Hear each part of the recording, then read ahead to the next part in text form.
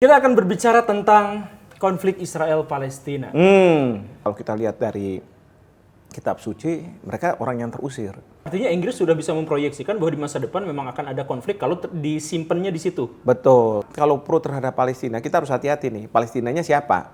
Bahkan rakyat Palestina belum tentu setuju dengan apa yang dilakukan oleh Hamas. Indonesia lebih pro terhadap kebijakan-kebijakan dan pendekatan-pendekatan Fatah dibandingkan Hamas. Betul. Solusi yang sekarang ini, serangan ini harus berakhir, itu adalah Amerika. Kalau udah kayak begini, Amerika nggak bisa dikasih tahu sama Indonesia, ya udah kita bermain sama Cina sama Rusia.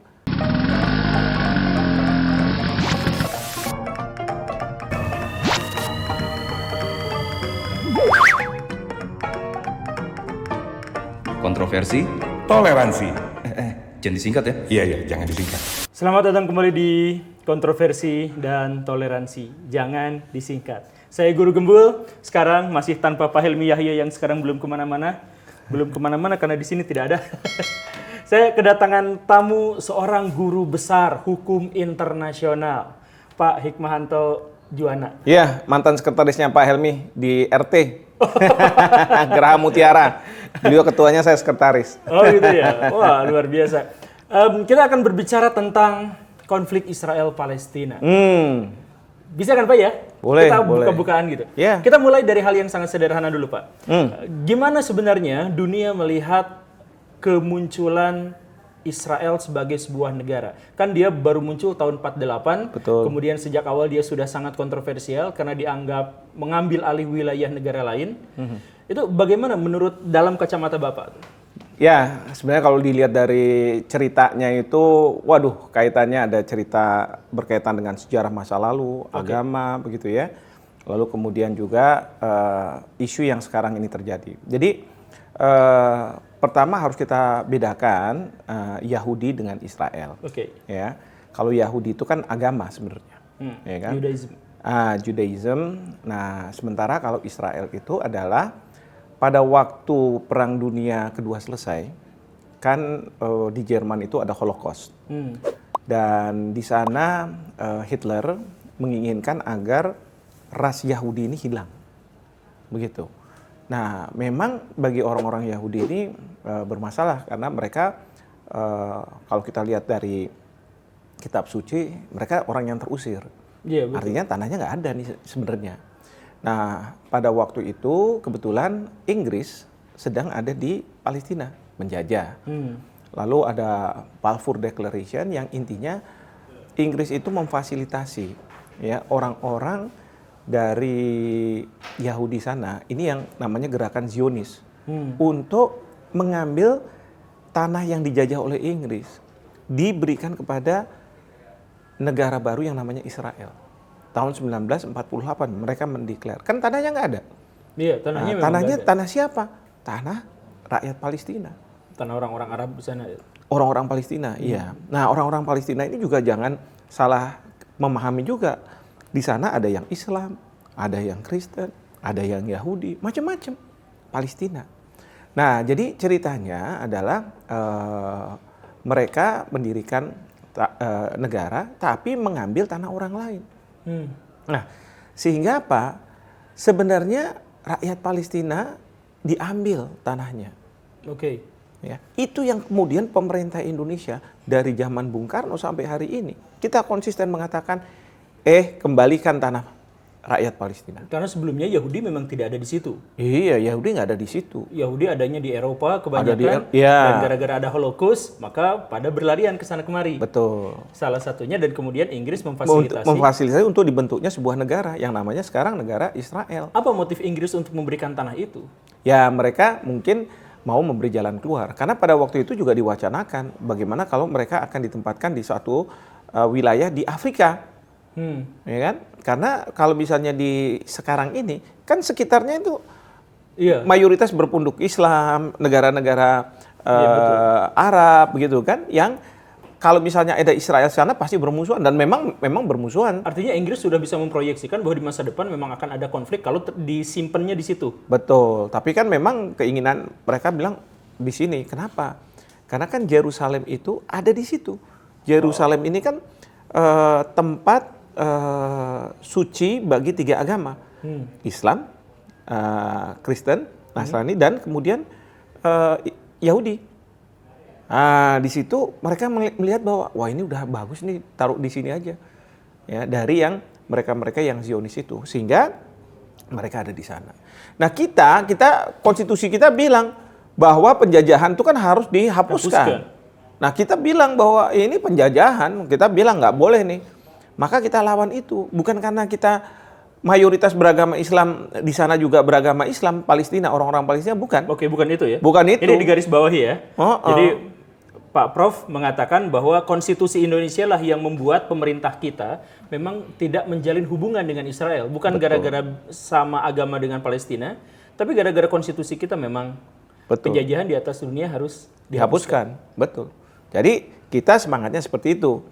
Nah, kita Indonesia juga memperjuangkan gimana penyelesaian ini. Penyelesaiannya adalah ya sudah, kalau Israel dihilangkan sama sekali nggak mungkin. Iya. Ya kan?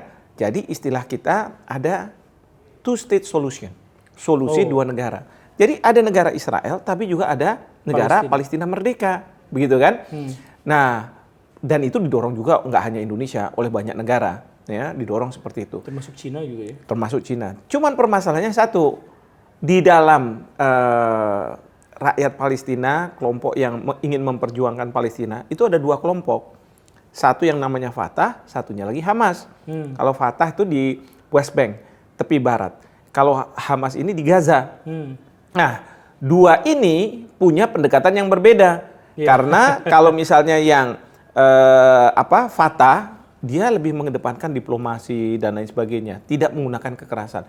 Tapi kalau yang Hamas menggunakan kekerasan. Padahal orang mengatakan juga Hamas katanya ya, saya nggak ada bukti, tapi ya diciptakan juga sama Israel. Ada banyak sih desas-desus itu ya. Desas-desus itu ada. Ya intinya adalah Hamas kamu serang aja kami. Nanti kami balas, setelah kami balas habis. Bukan dihabisin, rakyatnya disuruh keluar seperti sekarang ini. Nanti tanahnya diambil. Oh iya. Kan berarti kan dia memperluas wilayah yang selama ini sudah ada. Ini kalau kita lihat peta ya dari tahun misalnya 1948 sampai dengan sekarang. Nanti kalau kita lihat di Google, bisa ditampilkan di Google, itu terlihat tuh semakin lama semakin kecil tanah orang Palestina, rakyat Palestina. Nah itu. Nah jadi Hamas sama Fatah ini nggak sepakat, ya kan? Kalau Hamas prinsipnya adalah pokoknya Israel harus keluar dari tanah Palestina. Nggak mau ada istilahnya two state solution. Ya solusinya adalah negara Palestina merdeka. Nah tapi kalau dari Fatah mereka mengatakan boleh, ya dua negara, yaitu ada Israel ada negara Palestina. Dan kita harus kalau kita lihat peta ya, itu West Bank sama Gaza itu terpisah. Iya. Jauh. Jauh. Nah itu yang terus kemudian ya memang nggak ada komunikasi, susah juga komunikasinya itu. Iya, ya betul. Maka perbedaan itu semakin lama ya semakin menajam gitu ya antara dua ini. Nah tapi yang kemarin tiba-tiba Hamas melakukan serangan mendadak gitu ya, kan dari pihak Israel pasti marah nah. Iya. Ambil contoh misalnya waktu Jepang menyerang Amerika Serikat di Pearl Harbor gitu kan di Hawaii. Iya. Marahnya kayak apa Amerika? Sampai atom dijatuhin. Sampai bom atom dijatuhkan. Nggak lihat itu kombatan atau bukan. Artinya orang yang berperang atau orang anak-anak sipil, rakyat sipil dan lain sebagainya yang nggak naikkan untuk dia siap mati. Tapi dimatiin juga coba. Iya. Iya kan? Nah ini si Perdana Menteri Netanyahu mau melakukan hal yang sama. Maka dia telepon sama Presiden Joe Biden. Joe, pokoknya ini sudah keterlaluan seperti Holocaust pada waktu itu. Tapi apa yang dilakukan terhadap rakyat Palestina yang di Gaza itu juga udah gila aja kalau menurut saya. Iya. Karena apa? Rakyat-rakyat yang tidak berdosa akhirnya kan kena serangan-serangan dari Israel dan mereka indiscriminate. Jadi tidak membedakan mana yang kombatan, mana yang tidak kombatan. Pokoknya gitu. Lalu disebarin pamflet-pamflet agar mereka keluar. Nah nanti mereka lari-lari kan keluar nih masyarakat sipil. Tapi setelah lari-lari ya diserang juga di situ. Jadi tidak sesuai dengan apa yang dijanjikan oleh pemerintah Israel bahwa mereka kalau keluar maka mereka tidak akan ada serangan. Nah ini yang jadi permasalahan. Nah yang repotnya lagi dunia menyerukan agar dihentikan. Dia nggak mau. Karena apa? Amerika Serikat, Joe Biden bilang, udah nggak apa-apa, terusin aja. Kira-kira gitu. Ya kapalnya datang malah ya, kapal Amerika tuh. Ya, tapi kapal induk Amerika datang itu untuk mencegah Iran dia melakukan serangan terhadap Israel. Karena biasanya Iran kalau misalnya ada seperti ini akan membantu dari pejuang-pejuang Hamas. Terus kemudian juga Hezbollah dari Lebanon juga akan melakukan perbantuan gitu. Tapi ada yang menarik tadi Pak. Bapak bilang bahwa sebenarnya Indonesia atau konstitusi Indonesia itu sebenarnya punya solusi, berharap bahwa Israel Palestina itu selesai dengan dua negara. Ya. Berarti apakah itu maksudnya secara harfiah Indonesia lebih pro terhadap kebijakan-kebijakan dan pendekatan-pendekatan Fatah dibandingkan Hamas? Betul. Oh, jadi seperti kita itu. tuh lebih pro ke Fatah. Ke pro Fatah. Karena kalau misalnya kita juga harus realistis ya. Yang kita perjuangkan adalah Palestina merdeka. Walaupun dengan mungkin tanah yang sudah harus di-share dengan pihak Israel. Tapi ada yang merdeka. Dan kita sekarang sudah mengakui kemerdekaan Palestina. Buktinya apa? Buktinya Palestina punya kedutaan besar di sini. Kita juga punya perwakilan. Iya, betul. Di Ramallah kita ya, konsulat ada di sana. Jadi sudah, tapi kan masalahnya kalau misalnya kayak Indonesia atau misalnya negara-negara lain yang tidak besar, mengakui, belum tentu kayak Amerika Serikat mengakui, apalagi Israel mengakui, ya nggak akan diakui, nggak ada artinya begitu. Iya. Nah ini yang problematik, sehingga sebenarnya pada waktu zaman Barack Obama sudah juga dipikirkan, ya sudah kita buat aja solusi dua negara ini. Tapi setelah diganti oleh Barack Obama, Presiden Trump mendukung Israel memindahkan ibu kota dari Tel Aviv ke Yerusalem lagi. Waduh. Yerusalemnya jadi dibagi dua ya, Yerusalem. Iya, jadi sebagai ibu kota harusnya kan nggak boleh ada resolusi-resolusi Perserikatan Bangsa-Bangsa baik di Dewan Keamanan maupun di Majelis Umum yang mengatakan bahwa ini tanah suci dari tiga agama yang nggak boleh dihaki. Tapi mereka haki. Udah itu Amerika Serikat ya udah pindahin aja kedutaan besarnya ke sana. Artinya dia kan juga mengakui kepindahan dari Tel Aviv ke Yerusalem ini. Nah ini kayak gini nih.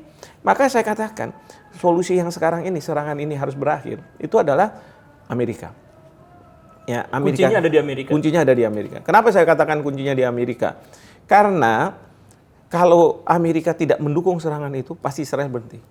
Tapi kalau Amerika tidak berbuat, ya cuman diam aja, berarti dia membolehkan. Kan sekarang sekarang tuh Israel tuh maju mundur tuh, mau nyerang serangan darat nggak jadi, serangan darat nggak jadi. Konon katanya itu nunggu bantuan dari Amerika Serikat atau nunggu backingan dari Amerika Serikat.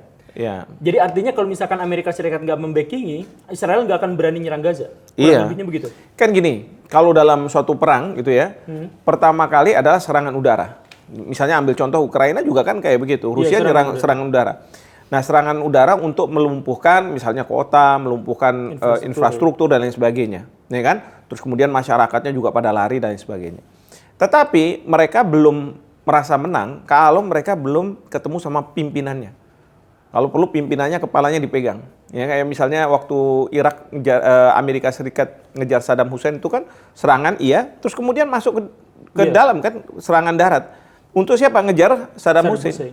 Nah ini yang sekarang setelah serangan udara, sekarang mau masuk darat, mencari pejuang-pejuang Hamas, pemimpin-pemimpinnya untuk menunjukkan, nih saya udah bunuh misalnya, atau nih saya akan adili gitu kan, untuk menunjukkan bahwa dia menang. Nah ini yang sekarang dilakukan. Nah tentu kalau misalnya serangan darat ini lebih rumit, lebih berbahaya, ya, terutama lagi kalau misalnya ada bantuan dari Iran atau dari Lebanon. Nah di situ Amerika Serikat seolah-olah dia bilang kayak anak kecil berantem berdua. Dia bilang awas ya kalau ada yang lain mau ikut-ikutan saya ada di sini nih. Oh gitu. Iya. Makanya saya bilang juga kalau udah kayak begini Amerika nggak bisa dikasih tahu sama Indonesia. Ya udah kita bermain sama Cina sama Rusia. Munculkan keseimbangan baru. Iya. Ya pasti mereka juga khawatir juga. Indonesia ini walaupun kita ini bukan negara besar, tapi kita middle power yang kita ini bisa berperan kalau menurut saya. Ya, Amerika Serikat kalau misalnya lihat Indonesia sangat akrab sama Rusia dengan Cina, mereka takut, ya kan? Tapi juga kalau kita dekat sama Amerika, Cina sama Rusia takut juga, gitu kan? Kita punya bargaining berarti ya? Punya Indonesia bargaining, makanya itu. Makanya saya bilang, ya mudah-mudahan Bapak Presiden mau angkat telepon bicara sama Presiden Joe Biden, ya. Atau kalau enggak ya, kita udah mulai beli aja minyak besar-besaran dari Rusia, karena kan Rusia ini sekarang kan di embargo nih, dia nggak bisa jual ke Eropa. Ya udah, sekarang Rusia jual murah, kita beli aja. Ya, kita lupakan Amerika Serikat dan Eropa dengan alasan ya kamu masih membantu Israel, kecuali kalau kamu udah nggak bantu Israel, oke kita agak mundur sedikit, ya membeli dari Rusia. Harus ada strategi seperti itu. Nah, terkait dengan masalah barusan itu, Pak, ini ada sesuatu yang sangat unik. Jadi gini, di dunia itu sekarang kan pecah. Jadi ada yang pro Palestina, ada yang pro Israel. Bahkan klub-klub bola mendemonstrasikan bahwa kami pro Palestina, kami pro Israel, artis-artis segala rupa. Kemudian ada polling bahwa ternyata masyarakat dunia itu 37% memihak pada Israel, 47% memihak pada Palestina. Sisanya abstain. Nah, itu warganya. Kalau negaranya kebanyakan pro terhadap Israel, sedangkan negara-negara Amerika, Inggris, Prancis, Jerman, teman-temannya itu pro Israel. Nah, tetapi ada perbedaan yang sangat besar di situ, Pak, dalam bersikap. Negara-negara yang pro terhadap Israel itu terlibat langsung, ngirimin kapalnya lah, ngirimin rudalnya lah, ngasih biaya kepada Israel. Sedangkan yang pro terhadap Palestina itu senyap, Pak. Iya. Ini gimana nih, Pak? Ya senyap, soalnya kita bukan negara kuat juga, kita negara-negara ini kan. Maksudnya Rusia dan Cina itu juga kan pro Palestina. Iya. Tapi mereka nggak berani ngapa-ngapain tuh. Itu gimana? Belum ngambil action aja, karena Rusia juga sedang punya masalah di Ukraina kan. Nah, dia nggak mau ada dua front dia. Perang, nanti terkuras habis sumber daya keuangannya dan lain sebagainya. Dan Cina, kalau Cina ini kan lebih pragmatis, pokoknya dari sisi ekonomi bisnisnya seperti apa nih lihatnya nanti ya. Nah, tapi gini yang saya ingin sampaikan. Pertama, kalau pro terhadap Palestina, kita harus hati-hati nih. Palestinanya siapa? Yang pasti dunia tidak akan pro terhadap apa yang dilakukan oleh Hamas. Bahkan rakyat Palestina belum tentu setuju dengan apa yang dilakukan oleh Hamas. Dengan melakukan misalnya serangan mendadak. Itu Bapak yakin? Iyalah, kalau menurut saya yakin karena banyak rakyat Palestina yang tidak berdosa, dia mau hidup damai. Oke, hidup damai di tepi barat. Ya, di tepi barat, ya kan? Nah, sehingga apa? Yang mendukung ini sebenarnya mendukung agar rakyat sipil ini tidak teraniaya. Rakyat sipil ini tidak menjadi korban. Dan saya selalu katakan itulah yang kita harus bela. Ya, bukan membela Hamasnya atau membela Israelnya. Nah, tapi kalau misalnya dari negara-negara yang mendukung Israel, itu dia membela bukan rakyat Israelnya, tapi pemerintah Israel. Paham. Jadi udah ini kesempatan, kamu diserang secara mendadak, habisin aja sekalian. Pejuang-pejuang itu kamu duduki, kayak Amerika Serikat kan waktu Hiroshima Nagasaki dijatuhkan, terus dia menduduki Jepang. Iya. Konstitusi Jepang juga diatur sama Amerika dan lain sebagainya kan, amandemennya itu. Nah ini juga kayak gitu model-modelnya.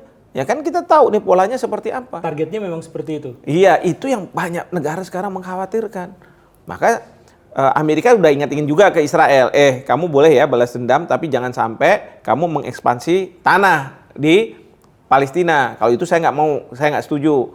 Dan Amerika bilang, tolong diperhatikan hukum humaniter internasional yang membedakan antara kombatan dan non-kombatan. Ya, kalau rakyat sipil jangan diapa-apakan, jangan melakukan pengeboman di rumah-rumah sakit. Tapi sekarang juga tetap aja Israel melakukan itu. Rumah sakit kena tuh. Rumah sakit kena. Nah, lalu bagaimana kita di sini? Ya, kita kan bilang teriak-teriak gitu ya. Atau kita bilang PBB. Padahal PBB juga nggak punya gigi. Sekjen PBB udah ngomong juga, Israel marah gitu ya. Tapi tetap aja serangan tetap dilancarkan juga ke rakyat sipil ini. Nah, ini yang menurut saya harus ada tindakan yang lebih progresif, yang lebih signifikan dan efektif. Yaitu apa? Tadi Bapak Presiden kontak sama Joe Biden, Bapak Presiden nanti kontak juga sama mereka-mereka yang dari Hamas untuk segera juga menghentikan serangan-serangan ini. Sekarang Hamas kelihatannya udah mau menghentikan ketika lihat rakyatnya banyak diserang sama Israel kan gitu kan. Nah ini juga jadi momentum gitu kan. Kemarin itu ada 2 orang tua dari Israel yang dilepaskan jadi sandera kan. Itu kan menunjukkan bahwa inilah udah deh kita udah mau baik-baik lah gitu kan. Tapi Israel enggak, pokoknya kesempatan habisin aja. kita baikin lagi, takutnya dia bilang nanti tumbuh lagi, nanti nyerang kita lagi kan gitu. Ini udah kayak gitulah permainannya. Nah, tetapi ini yang harus kita coba mediasikan lah ya. Israel harus menghentikan serangan melalui tangannya Amerika, lalu kemudian ada kontak-kontak kita di Hamas untuk supaya para pejuang Hamas ini juga menghentikan. Ya, karena apa? Demi apa? Kemanusiaan. Bukan demi siapa yang benar, siapa yang salah, bukan, tapi demi kemanusiaan. Itu satu. Yang kedua, kalau misalnya itu juga tidak dilakukan oleh Amerika Serikat, kita harus bermain mata sama Rusia dan Cina. Karena siapa lagi kalau bukan Rusia dan Cina?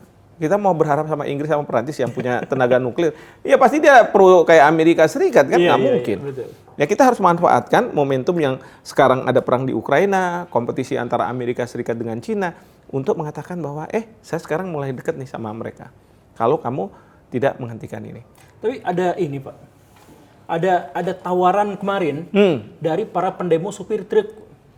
Jadi faktanya adalah bahwa Israel itu sangat ketergantungan pada sumber daya energi yang dipasok oleh negara-negara Timur Tengah yang di sekelilingnya itu. Jadi sebenarnya negara-negara Timur Tengah bisa aja memblokade energi Israel dan terhenti pada waktu itu, minyaknya, gasnya semuanya terhenti. Tapi kan sekarang Israel misalkan dapat minyak, dapat gas yang luar biasa dari Qatar, dari Uni Emirat Arab gitu.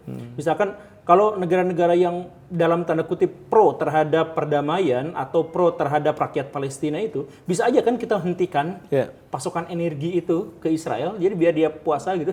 Bisa aja kan seperti itu? Bisa, sebenarnya sangat bisa.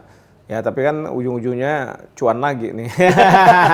Ya kadang-kadang mereka mungkin nganggapnya itu kan rakyat Palestina, katanya apa urusannya. Kayak kemarin juga di mana perbatasan itu dengan Yordania ditutup gitu kan. Iya, betul. Itu juga kan jadi akses untuk mensuplai obat-obatan dan lain sebagainya kepada rakyat Palestina agak jadi ketutup nih. Nah ini sekarang kita mau minta dibuka nih. Ini kadang-kadang tapi mereka nutup karena apa? Kekhawatiran banyak eksodus orang-orang dari Gaza yang masuk ke Yordania. Kalau misalnya sampai 1 juta orang kan, waduh, repotnya kayak apa? Nyediain makanan, minuman, mereka juga kan nggak ada kerjaan, jadi selama berapa bulan mereka harus disuplai dengan berbagai kebutuhan dan lain sebagainya. Itu juga untuk negara-negara ini juga mungkin nggak mudah. Ya. Walaupun kita tahu kalau misalnya mereka yang benar-benar orang Palestina, pasti mereka bilang saya akan stay di sini karena ini tanah saya akan mempertahankan dari caplokan Israel. Begitu. Terakhir Pak, mungkin nggak perang ini meluas? Misal skenarionya seperti yang diketahui, kalau Israel menyerang darat, Iran akan melancarkan roketnya, Amerika Serikat, Inggris, Prancis akan terlibat di situ, kemudian negara-negara Timur Tengah akan memblokade ekonomi dengan minyak, akhirnya tercipta resesi, kemudian negara-negara Barat kolaps, ketakutan, dan akhirnya benar-benar meluaskan perang itu menjadi lebih besar. Itu ada skenario seperti itu kan? Seberapa besar kemungkinan itu akan terjadi? Kalau saya sangat mungkin ya. Sangat mungkin? Sangat mungkin. Apalagi di level rakyat dunia, tadi kan sudah terbelah juga. Ada misalnya selebgram atau misalnya orang terkenal, selebriti dan lain sebagainya, betul. yang pro terhadap Israel, pro terhadap rakyat Palestina, kan begitu ya. Itu kan udah muncul di negara-negara, demo-demo dan lain sebagainya. Nah ini kalau dibiarkan, itu justru akan mempertajam konflik, mengeskalasi konflik. Nah, jadi inilah yang sebenarnya kita harus sampaikan kepada Presiden Joe Biden. Presiden Jokowi menyampaikan Presiden Joe Biden bahwa konsekuensi seperti ini harus kita hindari. Perang Dunia Ketiga di ambang pintu, kiamat berarti. Yang kedua, kalau misalnya nggak juga mempan, ya itu yang saya katakan. Tadi kita beralih ke Rusia atau ke Cina, itu konteksnya adalah karena rakyat di sana, pemerintah di sana juga mereka mendukung agar demi kemanusiaan rakyat Palestina itu diselamatkan. Nah, itu yang kita harus mainkan gitu. Artinya sebenarnya dalam hal ini kita tutup aja lah Pak, karena terlalu panjang. Nggak selesai nanti. Nggak akan selesai ngebahas tentang Israel dan Palestina karena ini konflik multidimensi ya. Betul. Agama di bawah-bawah, politik di mana-mana, Betul. cuan energi juga di bawah. Belum lagi ada lobby-lobby Yahudi di Ada Amerika lobby-lobby. Serikat karena mereka kan pegang ekonomi Amerika sehingga siapapun presiden ya harus tunduk dengan lobby-lobby itu. Tapi ada satu hal yang harus digarisbawahi di sini bahwa ternyata perang ini bisa saja membesar, melebar sampai bisa diklaim sebagai perang dunia ketiga. Ya. Tapi di sisi lain bahwa Indonesia sebenarnya memiliki bargaining yang cukup memadai untuk bisa mempengaruhi Betul. perang ini Ya. dan mungkin saja Indonesia bisa menghentikan perang supaya tidak berkelanjutan dan Betul. tidak semakin luas. Dengan alasan demi kemanusiaan. Demi alasan demi kemanusiaan. Iya. Semoga Pak Presiden mendengar ini, semoga Pak Presiden lebih berani speak up di luar bahwa kita sebenarnya adalah sebuah negara yang besar yang memiliki kontribusi besar juga terhadap perdamaian dunia. Kita doakan semoga semuanya baik-baik saja ya Pak ya. Amin. Terima kasih karena sudah hadir dan sekali lagi silahkan kontra, silahkan pro, tapi tetap bertoleransi karena kita ada di sebuah acara kontroversi dan toleransi. Jangan disingkat.